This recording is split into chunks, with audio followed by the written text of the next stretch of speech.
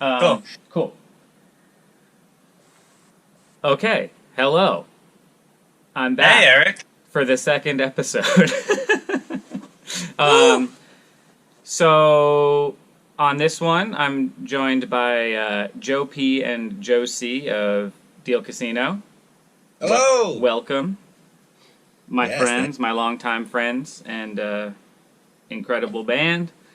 So today we're going to talk about their song French Blonde, which was on their LP titled LLC, which came out in 2018, Yeah, I think so. I think so. Yeah. fall of Yeah. 2018, I think. Yeah, Yeah, that yeah, sounds right. like November. Yeah, because the EP Isadora Duncan came out a little before that, right? Yeah. Yeah. And then you released the LP on your tour with Bad Flower and the Rex. Yes. Yeah. Yes. Okay, so French Blonde was in a collection of I think 14 songs we recorded, right? Mhm. In one shot at in North Carolina at a studio called Fidelatorium, and it was released as an EP and an LP, all 14 songs together. But this song, I guess, how long ago did you? How long before we recorded did you do the demo of this? Probably a bit. Probably a while. Yeah, Oh. I'm interested. I think I can see it. I think it says the timestamp. Yeah, it was October 2017 was, I guess, when you sent it to me. Okay. Oh, wow. So about That's a year great. before the album was released, Yeah. which is cool. Yeah. And you guys had a lot of demos. I remember sitting in that room listening through like probably 2 or 3 times the amount of songs that we were going to go record, Yeah. and we were narrowing them down for a long time. Yeah. It was crazy. We did have a lot. Yeah. Yeah, I mean, I have a folder here that's got like 35 songs in it, Wow. including all 14 that we ended up recording. But I remember that like once we kind of narrowed it down, before we even left, we sorted through the demos a little bit and like adjusted and talked about how we wanted to do things. Yeah. The Yeah. We did cool. record a lot. What was while we that? were there. We recorded a lot of songs while we were there. I'm just realizing too. Yeah. We were there for like what, 10 days? Yeah. We ripped through. Yeah, we recorded a lot of songs. One of the cool things about Deal Casino, unlike, or maybe more so than a lot of bands that I've gotten the chance to record, is pretty much since I met you, the demos have been pretty elaborate and well thought out. Right? I remember Yeah. even like when you guys were teenagers, the demos would be like good. Like you could hear what the song was supposed to be pretty easily. Yeah. Yeah. I feel like we just like wrote that way too. Like we liked writing, and we still do now, like via demoing kind of, because it's like, I don't know, that's part of what makes something good, is like how it is gonna.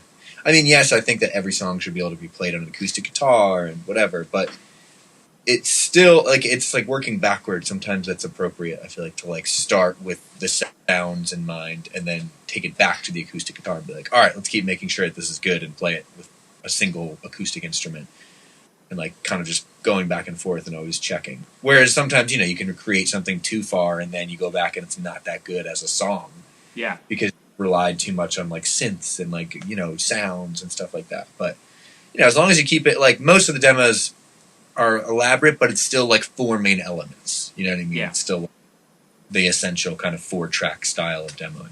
And I think you guys are always pretty good at, if it does go too over the top in the demo, being cool with like muting or eliminating things after they get you to the place you need to get to. Yeah. Which can be hard, because you can get attached to stuff. But I think that like it's interesting. It's like a process. It seems like where the production and sounds will inspire the songwriting, and then once the song is the song, you can strip it back and Yeah. take the Yeah. essentials. Figure Right. them The out. production part of it is like, who cares? It's like that part is now just on the back burner because you get stoked on the song. Whereas originally you're stoked on the sound and you're like, oh, I love the synth sound. And then by the time you're done, you're like, oh, I just like this song. Like, and then you start rethinking everything. Yeah.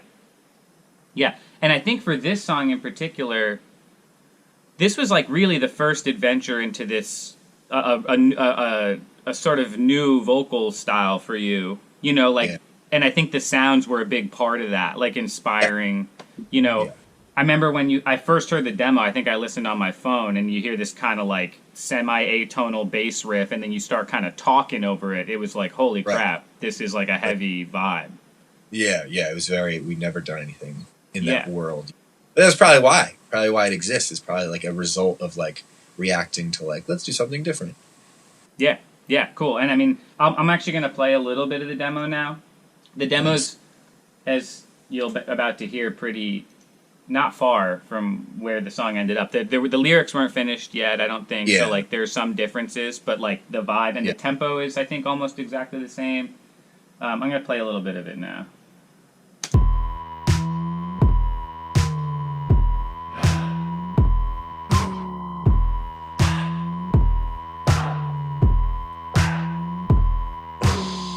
I'm a dead animal. You're used to seeing my guts. You just pass me on the street and drive right over me. And then, People say I'm cynical. Oh no, I'm cold. She's running. I'm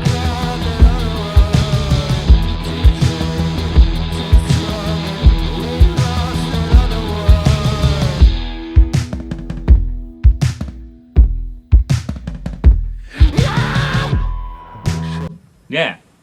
A lot of Yeah. it's in there, which is cool. Yeah.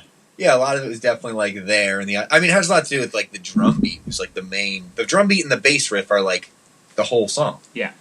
You know, Yeah. that's what makes it cool. You know, but yeah, and like the drone, there's always a drone in our songs, just because like that's usually like the first trick to get your brain to think of something different. Like that sets the tone to make you think of a drum beat or that weird bass riff. You know.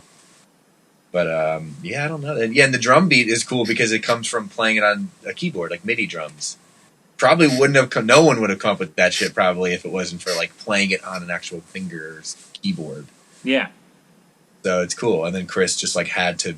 And then, but it's cool because Chris like took it from like this pop pop pop pop or pop pop, this like real stiff finger playing thing to like the Chris swing. Yeah.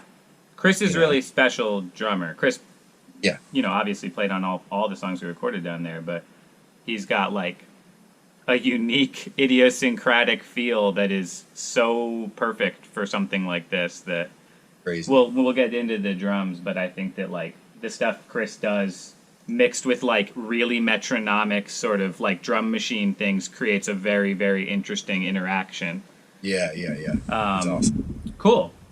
Well, yeah, so we had the demo. This one, I think, pretty much, and correct me if I'm wrong, we all were like, this is definitely one of the ones we will record down there. I don't think that one was ever up for... Yeah, I think we were all like, for sure. Yeah, I think when we all heard the demo, we're all like, all right, this is the cool new direction to go. Yeah. Yeah. That's cool. And I think we were saying let's record it first. Yeah. Because I just Yeah. remembered that. That's why we were like, we did record it first, because we were like, all of the crazy decisions we'll make on this might be helpful to move the other songs stylistically towards this kind of new direction. yeah. Yeah, totally. That's cool. Yeah, cool. So we did do this first. I think we ended up, because the vocal, we did the tracking first, like all the tape tracking for this, and then Yeah. I think the vocal we ended up doing way later in the session at like 4 a.m. or something. Yeah. I remember actually there's a video on our YouTube actually of us recording just, or maybe it's on YouTube or maybe it's not anymore, but it's literally just the basic tracking actually. I just remembered that. It's like Oh, yeah. it's just like I think Tony put a camera like behind me on Like the top of whole that. run through. Yeah, it was just us playing basic tracking and it's like I was so sick. Like my voice is like super messed up. That's cool. I'll That's put also why I'll put a recorded. link to that in this. Yeah, That's super definitely. relevant. Yeah, Cool. that'd be cool. Yeah, we basically, we had a really elaborate setup once we head down there. I think we spent a whole day just setting stuff up. Yeah. I have some pictures, which I'll turn this a little towards you guys so you can see it. But I have some pictures of when we were in there. I have a lot of gear pictures, which will be relevant when we start talking about gear. But I think I have a bunch here of the setup. So this was like the live drum setup. Can you see this? Oh, hang on, more to the right. Yeah, there you A little bit. That was the big room? That was the drums in the big room. Yeah, that's what was like Color TV and Marley and all that stuff. And then same drums.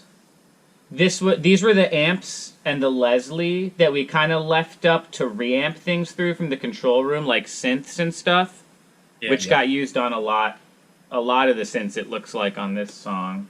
Yeah. And then this was the room Joe would go cut acoustic guitar in. This was not the amp we used, but I think it was that big Guild, right, for a lot of the acoustic guitars? I think so, yeah. That I'm not 100% sure, but I think I have it written down.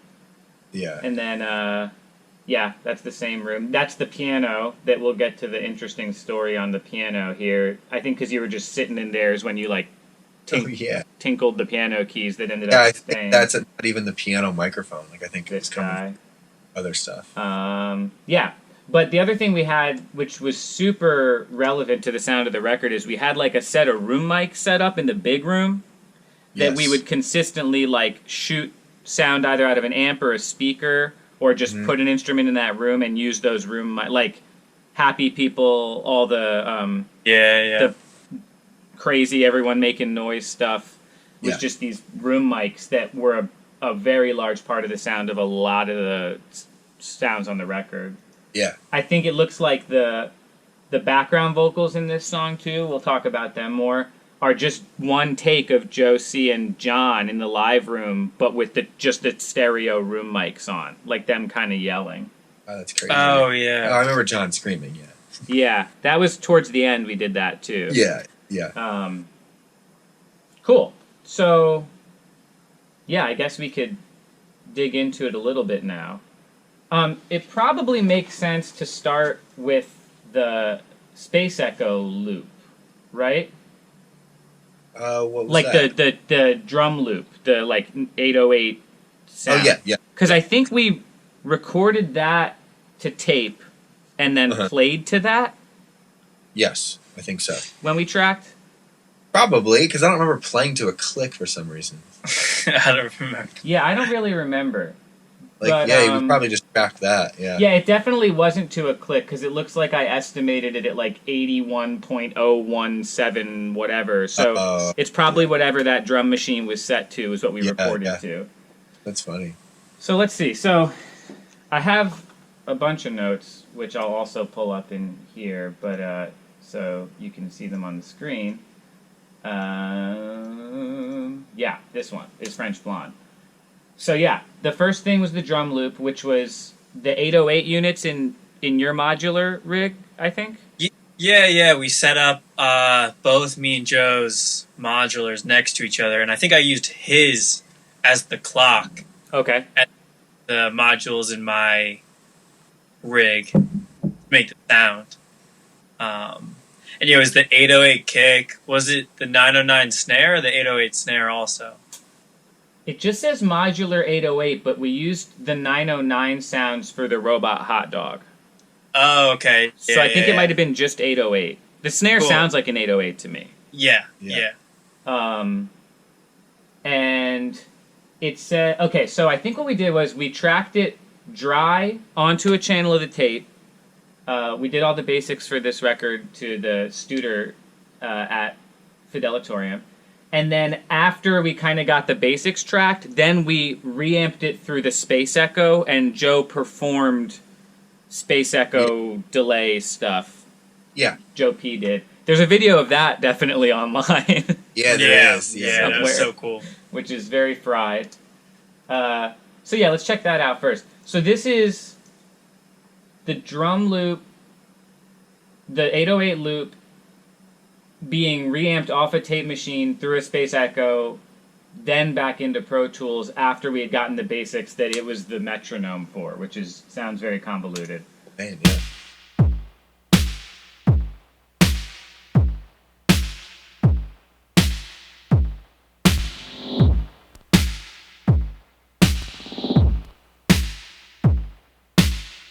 And there's a lot of those like feedback swells. Yeah, we kind of did that to the That's so cool. And that's all just like a performance or two, I think, right? Yeah, We just went straight through. Yeah. Which is cool. I actually didn't realize that it was 4 on the floor kick. I thought it was...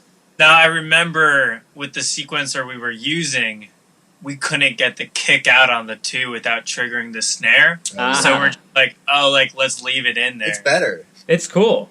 Yeah, because Yeah. there's a lot of percussion things that make the arrangement in this song, and some of them are kick on 1 and 2, some of them are not. Yep. So I guess I had forgotten that the main loop was truly like a 4 on the floor, and that basically goes the whole song except for the pre-choruses and the hard cuts, and that's just going with freaky feedback trails.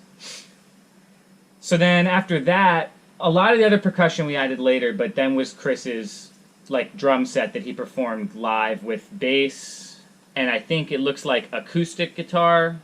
And Joe, you performed the drone, I think, live, and something on a poly synth. This is Josie live.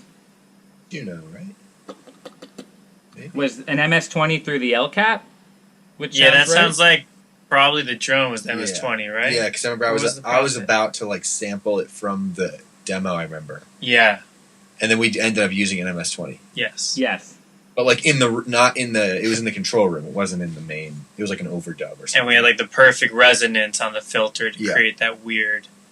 Yeah. Yeah. it was And then the poly, I'm not sure, is probably your Juno or something, right? Something in the chorus. Yeah, probably the Juno, just doing like major chords following the guitars. We'll listen to that. But it looks like we did end up, after we tracked it, we ended up reamping the MS-20 through the L cap that we captured live through an AC-30 to make it sound more ampy. But that was in the live room with you guys, so I don't think we did that while you tracked. Yeah, I think I just did the organy, weird LFO-y chords in the chorus, just like basic stuff. Cool. When we were live tracking. Yeah. So I'll do all those things kind of first, so we can kind of hear what the arrangement was. I wonder if I have a scratch vocal. I might, which might be crazy, but I think I do. Let's see.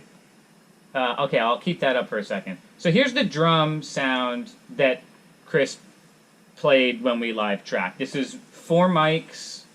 I don't have a picture of this set up. I might somewhere. If I find it, I might throw it in here. But it was 4 mics, and it looks like on the recall sheet,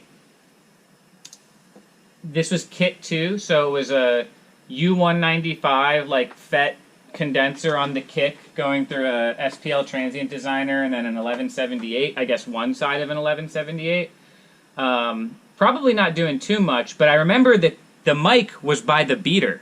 It was on the inside of the drums. Oh, really? Right by Chris's foot. That's I remember I told him, you have to like not hit totally. this expensive microphone with your kick drum beater. And then there was no snare top mic. It was just an Electro Voice EV666, the coolest name mic in history, kind of off to the side of the snare, like under the hi-hat, far away. And then no tom mics or anything, just 2 overheads, which were Altec 175Bs, which are tube small diaphragm condensers that are very cool that Mitch has down at Fidelitorium, going through 2 Electro EQs and 2 TLA 50s, and I definitely carved a lot of EQ on those to try and get the toms and stuff to come out, because there's a lot of tom stuff in this song. So I don't have the exact EQ setting. Actually, maybe I do. Maybe I do. Yeah. They're all on here. I'll put all these pictures up at the end, but they're a little covered. But yeah, it looks like I was really kind of harshly poking out some mid stuff and scooping some low stuff to kind of make room for the toms. But yeah, so here's the drums. I'll just go to like the pre-chorus and the chorus.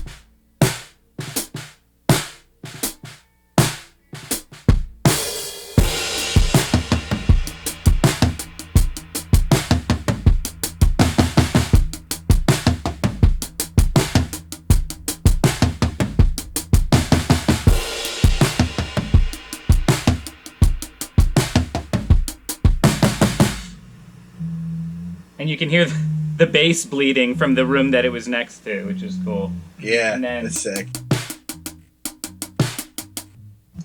but yeah, Chris doesn't really play in the verses, just choruses and chorus 2 out. Yeah. Yeah. Yeah. Right. Well, I guess live he does. So I keep forgetting that in the recorded version. Yeah, since the drum machine's in, he didn't play. Yeah. He would just do like little tidbits. Yeah. Yeah. Cool. They sound cool. They sound kind of thin and interesting, and that was a very small room he was in. So I think that we definitely like put a bunch of gobos up. I really got to find the picture of it, but Yeah. But yeah, I guess after that, let me just chill there before going through any other drums. We can talk about the bass, because there was like a main bass track that John performed live where he did the bends and played the root notes in the chorus. And then we did an overdub in the choruses where we put fuzz on the bass, and that sort of became like an electric guitar sound. Right, yeah. So here's the main dude bass, the one I think that he tracked live. And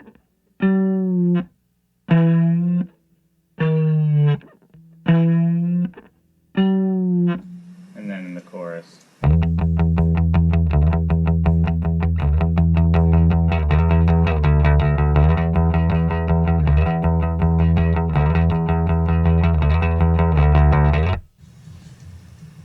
Yeah, which is pretty much straightforward. I think it's a DI and an amp.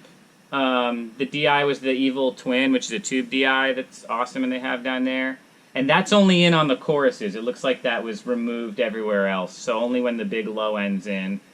And then the amp, we had a TS2 on. It was probably his TNT thing, right? Yeah, definitely. Yeah. Yeah. Yeah, I think it was the A10, right? That's the brown one I think he brought, like the Yeah. high-powered one. Yeah, I think it was that with the 810 in that little hallway. That through what? Through the 810, right? Yeah, it was through an 810. They had an old SVT cab there. And this is so... let's talk about the TNT a little bit.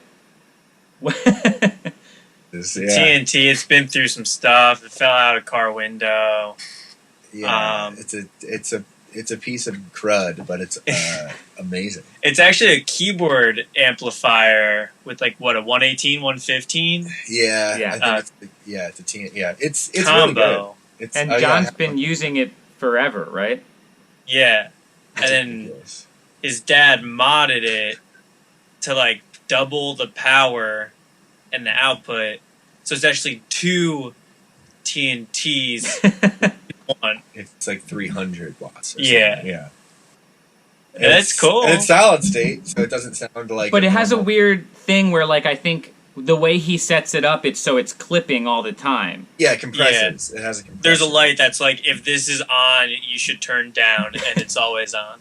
And it's always on, yeah. So it's got a... I But John actually also think it plays sounds... really It doesn't well. even sound like lo-fi. It sounds good. It's just a Yeah. unique type of crunch. You know, it's like a solid state, weird kind of ripping sound. It's really. But, I mean, weird. I guess this is a good example of what it sounds like. This is just the amp.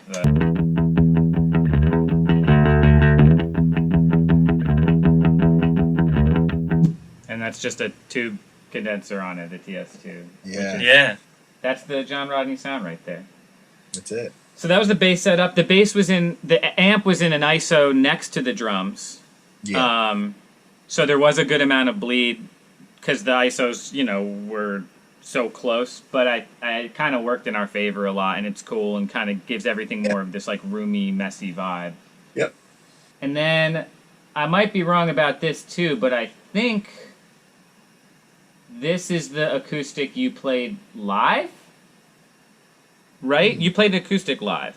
I did. Yeah, I did one. I think this is it.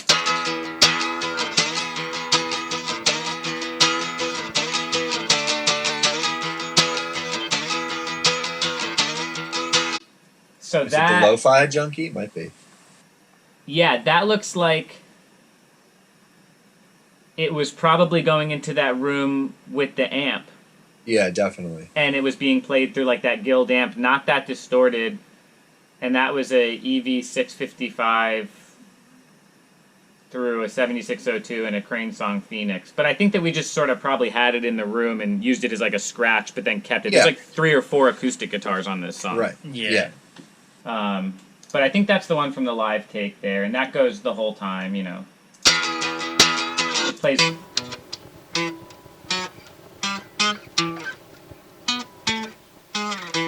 It's one of the doubles on the riff in verse 2. Yeah.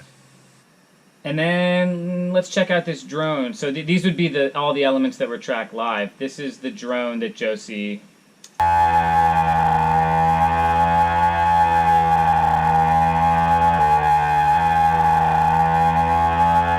And that plays the majority of the song. Yeah. Yeah. That's so good. That was it reamped through an AC30, though, it says on my notes. I don't remember that, but yeah. And then this is...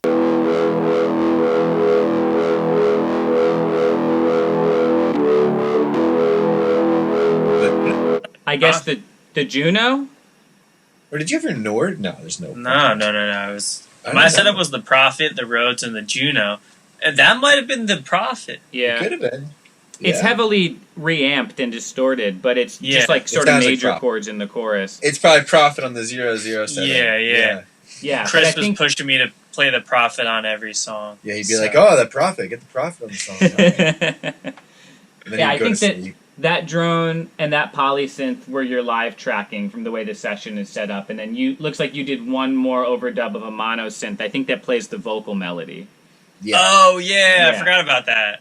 Yeah. But so I guess this. Let me play this real quick. This might be interesting. This is the bass, those 2 synths, Joe's super thin acoustic guitar, the drums, and the space echo. And this was what we heard while we were tracking.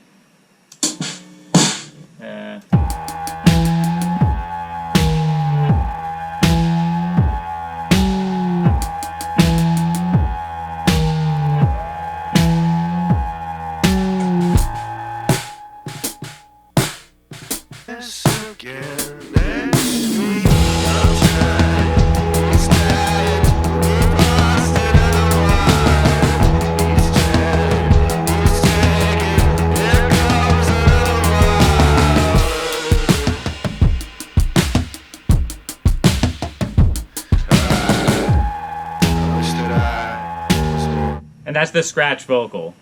Yeah, it's cool. Which the scratch vocal is cool. That's the...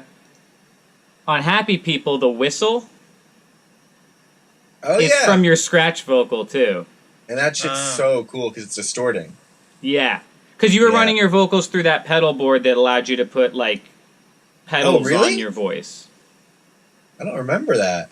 Yeah, well, I know we had it set up when we tracked your real vocal, and I think you had, like, 1,000 pedals around you in the live room, and the scratch vocal, Yeah. you were just doing crazy Oh wow. effects to vibe out. Yeah, maybe you're right. That's so nuts. But, yeah, it's cool. And the other thing that was done while tracking, which is one of the best nuggets in this song, is this track, which is a piano track.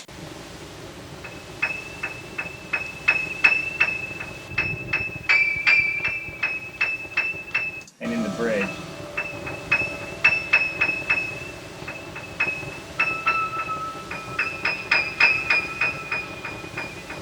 Which was, I think, done while you recut an acoustic guitar and you were waiting, because we just did a full pass, Yes. and you were just waiting for the part to come back and played the piano.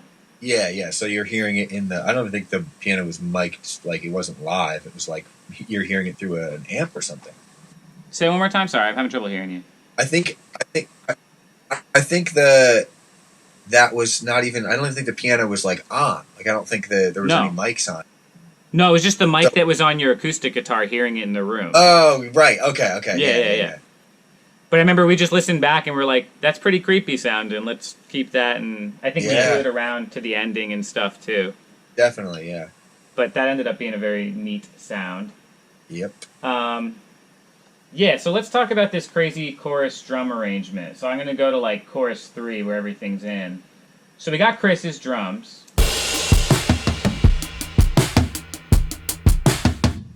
And then we did 3 overdubs of the drum set that were like super distorted. Yeah. And And I just remembered, too, that was only coming... Because that's to tape. So we distorted them through a DBX 162, which is kind of like a 165A, which is like a over easy, I guess. It has like a... you can set the threshold, and everything above it sort of clips. Right. And I think just ran the whole drum set 2 that he was playing through that and recorded it in stereo, like as a sub mix. So there's no like kick or snare mic on this. It's just like a stereo drum set that's blown up. So we have this one.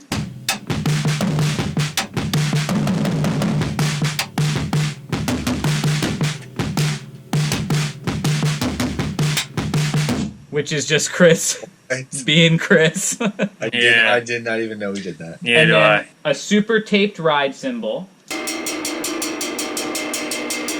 Yes. Remember that. And then at the very, very end, a cranked snare, which sounds awesome. I listened to it a second ago. Just reinforcing the hits.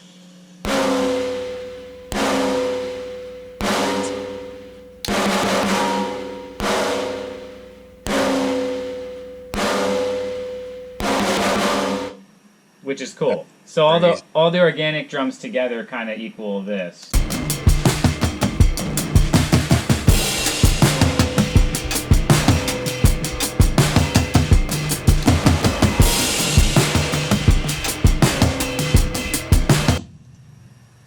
That's insane. And that's only like half the drums on the song.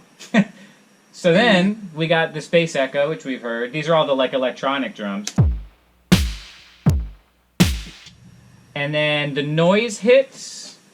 Yeah. So these are kind of like just with the snare, it looks like. And this was done on a synth. Do you remember? Probably MS-20. MS-20? I would think, yeah. Noise hits. MS-20 through a reverberation machine. I don't know what that is. Is that a pedal? Yeah, that was the Tony's pedal. Oh, yeah. It was the... Oh. The company that makes the black... audio? The company that makes the giant fuzzes, right? It's called like Death by Audio. Is it? Yeah. Okay, yeah. And remember that pedal is both a reverb and like a fuzz or something. It definitely made it fuzzier. It's insane, yeah. But so these are the noise hits.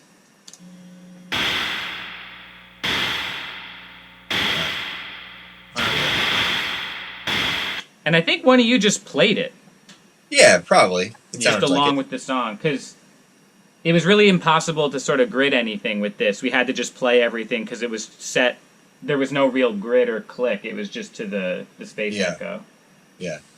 And then the last thing was the Robot Hot Dogs, which Robot Hot Dog... Why don't you explain what Robot Hot Dogs are? Oh, yeah. We watch all these, like... This guy nerds out with modular synths, building his own synths, building his own modular synths, and Furby organs. I don't know, crazy stuff. Yeah. But we watched an episode where he, like, turned his helmet into a trigger by lining it with tin foil and having a drumstick with tin foil connected to a battery pack. And, like, when he hit his head, it would, like, trigger the modular synth. So we just rebuilt that and made it, like, playable live by triggering module samples, like the kick and the snare. So I don't know what we played. Did we just do the hits? I'll solo it. It's actually a really swung groove. And also, apparently, it was your modular 909 units then being put through some kind of flanger. I don't have a note on what kind. Do you have, like, a modular flanger? Joe has a modular flanger. Oh, yeah, I do. Maybe we used that. Was that, like, the Pittsburgh one? Yeah, it's by Qubit. Yeah, it's the RT60. That's crazy, yeah.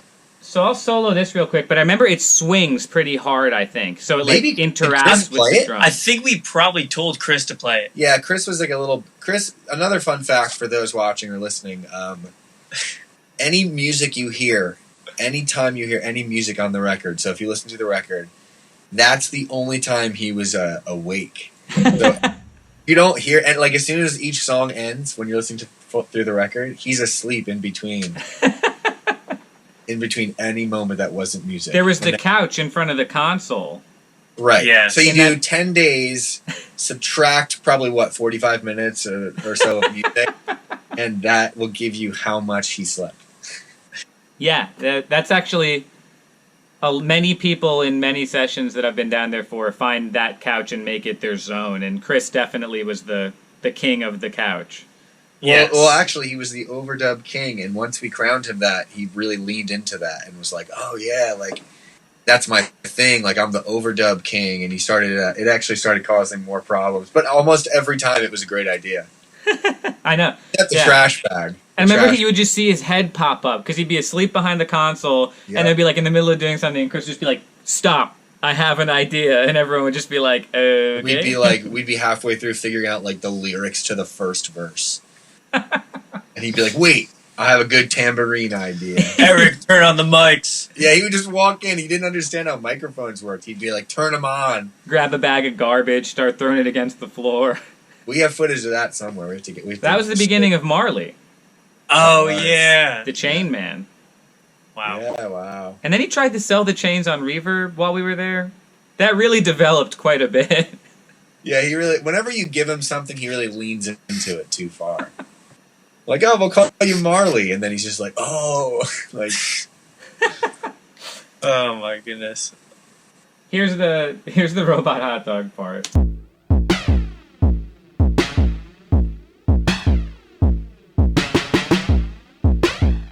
Yeah.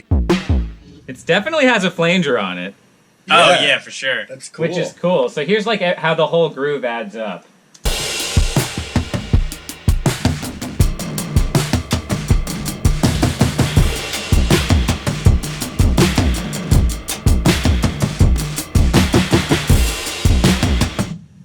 And I actually want to listen to the master real quick because Tim did a really excellent job of mixing this to sounding like not insanity.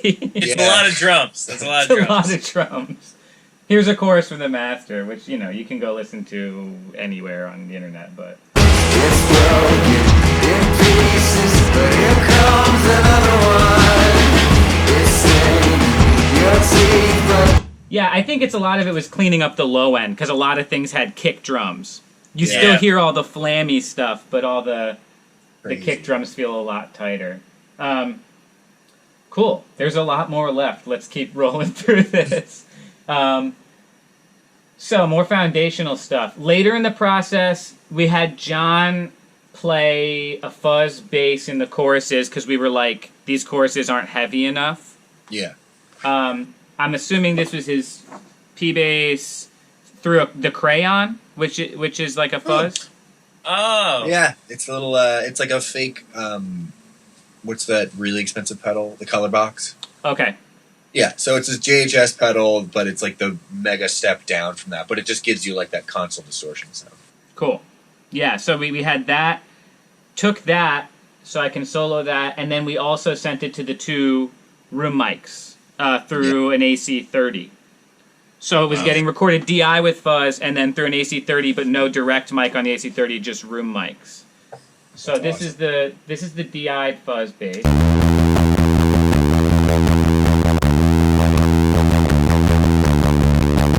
And here's the rooms.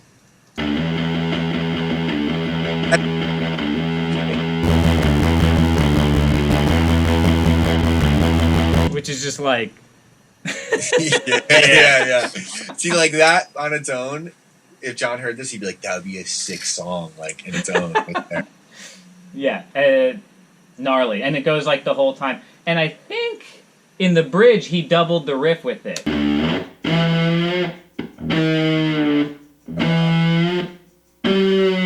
But just on the room mics, it looks like we didn't take the DI for that. I guess just to make the bridge sound crazier. Then we got John Rodney also added a drone on. He had his whole like space station set up. Yeah. John Rodney's the bassist, I guess. Most people watching this know that. But it was Chris Donofrio, John Rodney, Joe P, Joe C. And everybody had like their own setup in the live room, and John had like a mixer and all of his weird toys and would like sub-mix his whole rig and just give me 2 outs so he could just be like in there with headphones and be like, light the track up, let's go. Yeah. Oh my god, that was insane. But here's the drone that he added, which I guess just interacts with Joe C's drone.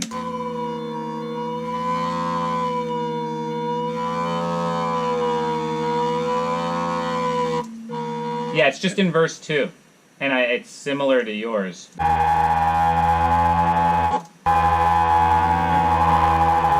Yeah, they're just modulating at different speeds, so it gets weird and disturbing. That's cool. And then we got all the Joe P guitar overdubs. So it looks like we did 2 acoustic guitars through an amp in every chorus and in the riff in verse 2. So we got these guys.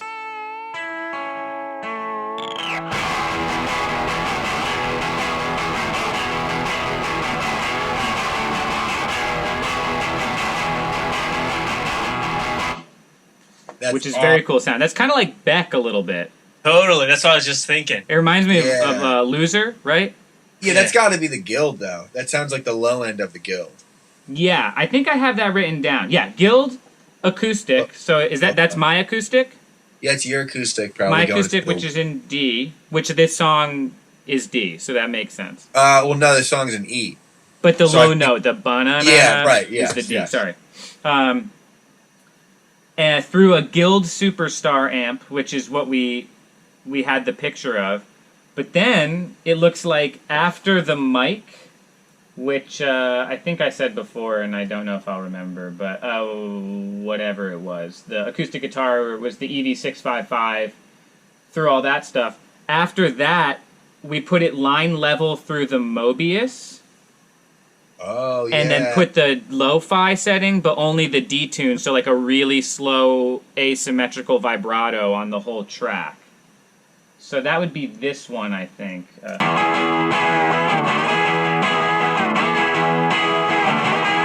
And then it says the other one, the double, we routed that to the console and cranked the pre to drive that even more than the amp was driving. So that sounds like this.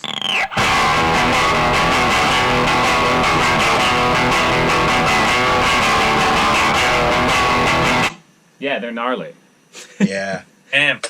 But it's cool that in the choruses, it's just that, synths, and bass. There's no, like, actual electric guitar in the choruses until the very end. We did the DI trick we were doing, which is on a bunch of songs, I think, like Happy People and stuff, the, like, leads in Happy People. Yeah. Lead guitar. I don't even know if I wrote it down, but it was probably just through a color box, right? Yeah, we did everything like through that modular instrument input thing with the envelope filter, and it was just into the console. Yeah. So this is essentially a DI'd electric, but with like effects and pedals on it, which is this. This is only in the outro after you stop the lead vocal.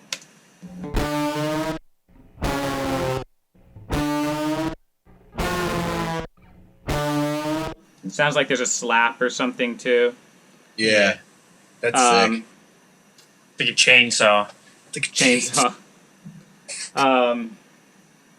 Cool. And then I got to get through some more of these. It's also my screen capture is saying my disk is almost full, which that's scary. Let's see how much space I have left. I should be able to get a couple more minutes out of this. Okay, so then we got Josie's chorus synth.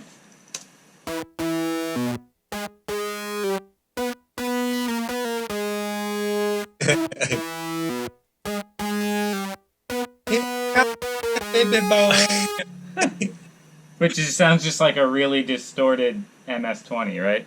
Yeah. It sounds like a clown's alarm clock. Fat Fuzz Factory, it says. Does that sound right? Yeah. Oh, yeah, I was really into that pedal back then.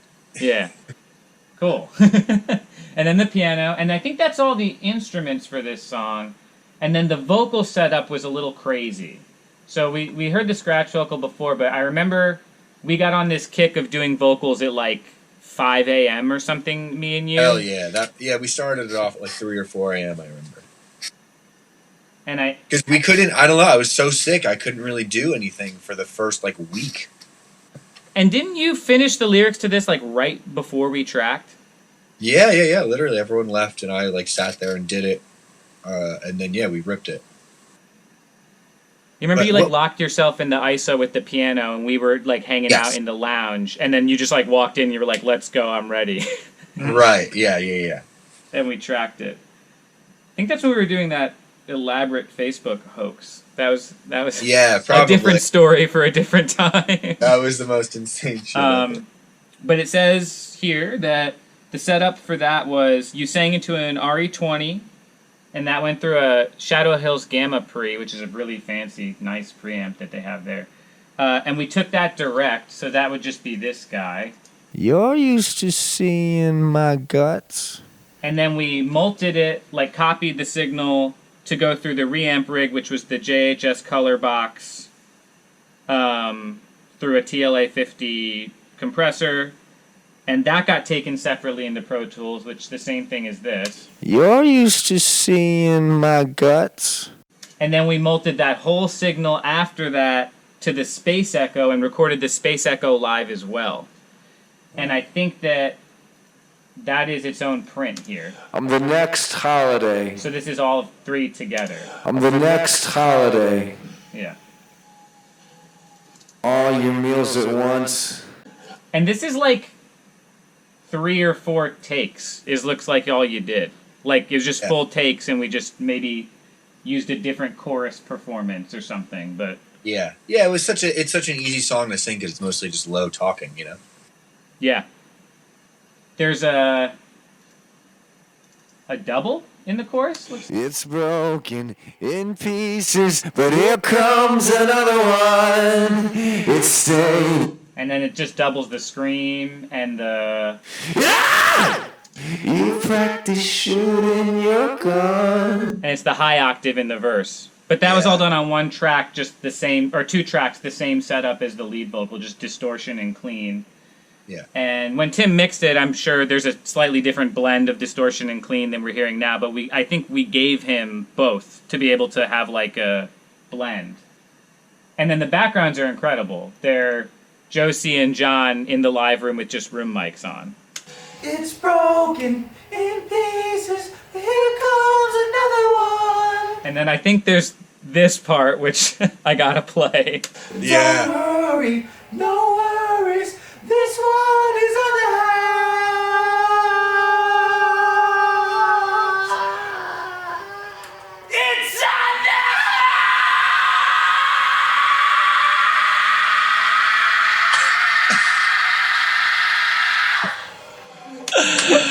Oh my god. That's so crazy, John, man. I love that. Which might be the most perfect last thing to ever be put in a song ever. Yeah. It's so cool because you can't really hear it, but now, like, if I listen for it and I hear it, but, like, it just sounds like a guitar, like, ripping. It's wild. Yeah, it's so good. But yeah, I mean, all the vocals together are awesome. Like the backgrounds are kind of sung softly, which is interesting because it's so aggressive. But the blend is so nice. It sounds like creepy, kind of clean voices on the lead. But in like the last chorus, we got. It's broken in pieces, but here comes another one. It's staining your teeth, but we'll buy. Sounds like a lot more voices than just 4. But it's Yeah. cool. I think the delay kind of makes it multiply a little bit. Yeah, definitely. But yeah, I mean, I didn't talk about the vocal. Oh, it was an RE20. Yeah, I did Yeah. talk about it. Lead vocal, we did them all on an RE20, or we did some on a 47. Yeah, we did. I thought we did most on the. I remember you set up both right next to each other on that little stand. Yeah. So I never like held anything in my hand. You never held the RE20? I don't remember it. No, I don't I think think so. this might have been one of the only songs then we actually did through the RE20. I think I had them both up. Yeah. But this one was so distorted that it made sense. You know, it just Makes a took lot the of sense. distortion really well. Yeah. Yeah, and then the vocals, like I said, we didn't even use a mic for background vocals on this song. We did on some, but it really just sounds like the 2 room mics, which... Yeah. Yeah. Yeah, definitely. Which the room mics were always up, and they were... I don't even know if I have them on here. Oh, yeah. 2 414s through a TG1. TG1's an awesome compressor for room mic. And I think we had them... They were the ones that were, like, up in the Yeah. shelves on the ceiling. Yeah. So cool. Yeah, very cool. And yeah, I mean, you tell me, but I was surprised at how few things were actually in this song. Because it sounds like this massive arrangement. Yeah. Well, you would just assume there was like quadruple electric guitars, Yeah.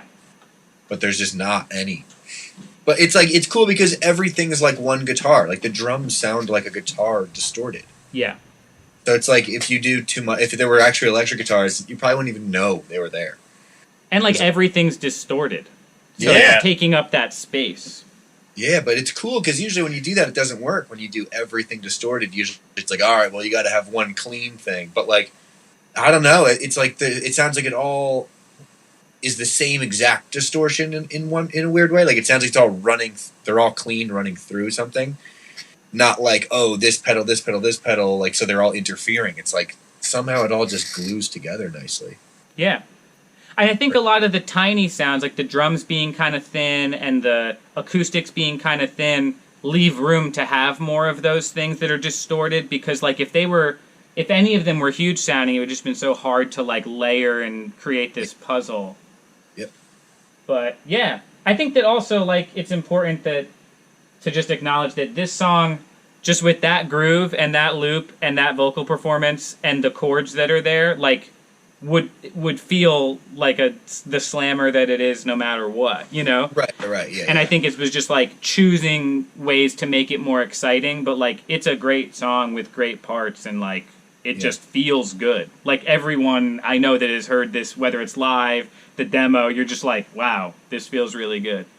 Right, and like the live version is like, it's like the same thing, but it's almost like, I don't know, it's like how there's no way to recreate that sound live, like all those like particular sounds. So it's like one guitar cranking the chords in that song, because that's all there is live anyway, like feels the same though. Like it achieves, like, you know what I mean? It's like an interesting way to achieve one loud electric guitar with all that shit, you know? Yeah, it's cool. It's like a weird puzzle that sort of equals something that's very familiar and simple, and it's just all these little pieces kind of add up to it.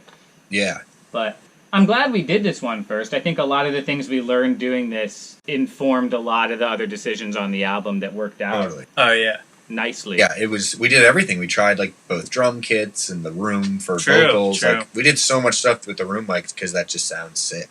Yeah. That studio has like probably the nicest sounding live room I've ever been in. It's just like really usable, not irritating sounding, and you can just use room mics and it sounds cool, you know, which is not, usually you're fighting a room a lot, but this is not that. It's very cool. Right. Yeah. Fucking A, that's awesome. Yeah. You boys got anything else? I mean, that's basically it. I don't think, I mean, obviously anyone who wants to listen to the song should go stream it on Spotify or your guys' Bandcamp or wherever makes you know, whatever makes sense, but, this is kind of fun to hear how all these pieces add up to the whole thing. You guys got anything? I don't know. That was already more than I even remembered. So Yeah. it's like fucking crazy. Yeah, it was just cool. It was just like it was minimal. Like that's what I remember it as. I remember being like, all right, it's just acoustic guitars and like drum beats and like a wacky song, and that's it, and a single vocal for the most part. You know, like it's. And we were very inspired by, I think, Beck at that time. We were like trying to go for that thing where it's like small, big. You know what I mean? Like using all crushed up things. And we were being really experimental too. Yeah. You know, like We had everything. getting the modulars and buying too many synths. We had every synth there. It was so insane. Yeah. We had a lot of synths there. Like, so many. We used them, though. We did use a lot. Yeah, we used all of them, I think. I think we did. I think we made it a Two point to. MS-20s. I thought we brought 3. We were joking. We were going to bring 3. Oh, yeah. All right. Well, I don't really know how to end these things, so I'm kind of guessing every time. You want to shout someone out? What are things people do? What's a good internet thing to do? I don't know, man. Like, well, no, we could be like one of those like lame YouTubers who play like lo-fi hip hop. They're like, guys, thanks so much. Okay. You know, like subscribe right here. Yeah. Leave. Let us know what you want to see next time. Yeah, you should do all that. Exactly. All right, guys. Well, thank you. I appreciate you letting me use your music and your time, and this is awesome. I really love remembering a lot of these experiences. Yeah.